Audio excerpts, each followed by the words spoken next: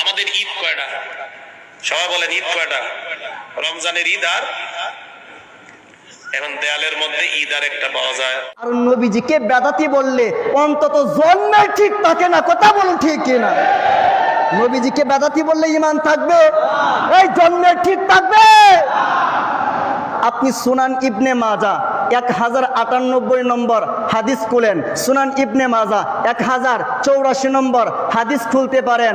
রাসূল আকরাম সাল্লাল্লাহু আলাইহি ওয়াসাল্লাম বলতে লাগলেন, ইন্না হাযা ইয়াউমু ঈদিন জাআলাহুল্লাহু লিল মুসলিমিন। এই মুসলমান জেনে রাখো, দুই ঈদ ছাড়াও আরো ঈদ আছে। আমার নবী বলেন, শুক্রবারকে আল্লাহ পাক নিজে ঈদের দিন বানিয়েছেন। জবান খুলে বলুন মারহাবা।